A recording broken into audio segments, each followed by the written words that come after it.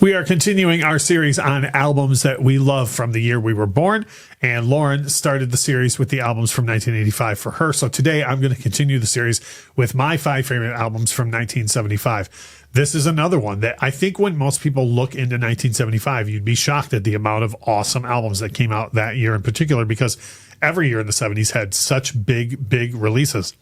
But 75 rather has some really great stuff that I think people don't equate to that one year. First up for me is a band that I'm not even totally in love with, but their impact on rock and roll and so many different aspects of rock comes back to this one album, and that's Kiss Alive. And, you know, it being from Detroit, it's got a connection to Detroit. It's the album that really springboarded Kiss into the stratosphere.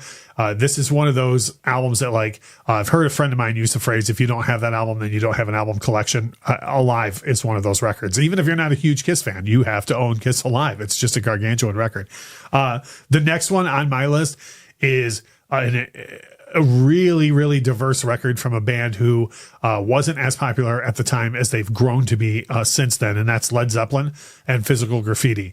There are so many monster songs on this record and so many different diverse sounds that were all thrown in there. And again, I know that we're talking about the band that put out, 1, 2, 3, and 4 and Houses of the Holy. And they have so many other great records all the way through. But Physical Graffiti is just a double monster that came out in 75 that even people who say, like, oh, I never really liked much Led Zeppelin, they almost always at least like Kashmir, which is on this record. And there's other things on it that sound along those lines. Next one on the list for me is this is one of those ones where there's nothing on earth I care to talk about less than politics. So as far as the comments go, please leave that out of it. But Ted Nugent's self-titled debut is from 1975.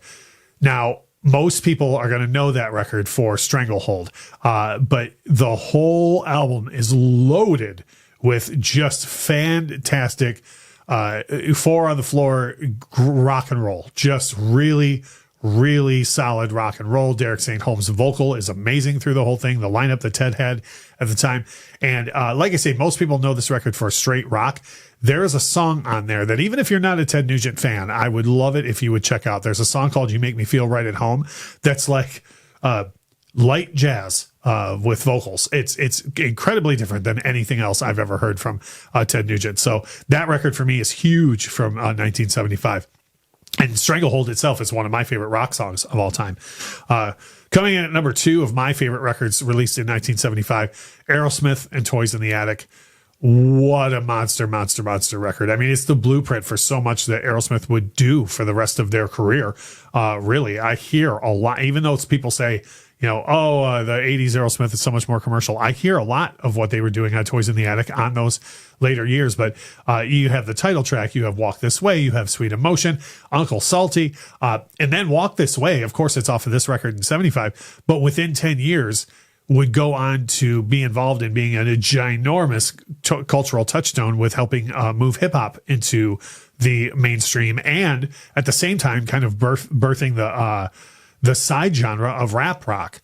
So, and it all goes back to this Aerosmith record from 75. Killer LP.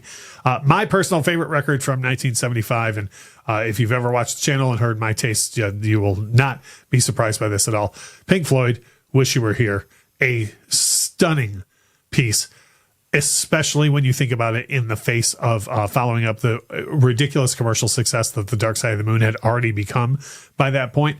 You have a couple of songs that head on address the music industry and the pressures that came with that. But then you have 4 guys mourning still the loss of their friend. I mean, he hadn't passed away physically, but through the mental issues that Syd Barrett was having, the record is end capped on either side with, or bookended rather, with an enormous piece that is dedicated to him, how they felt about him and what they were hoping for him in the future. Shine On You Crazy Diamond.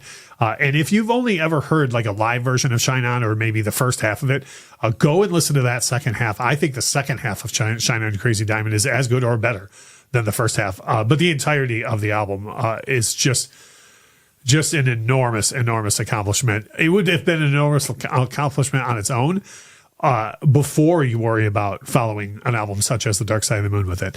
So we always say in all these videos, hey, make sure to share this out with on your socials or share with your friends. We would really appreciate it if you would do that.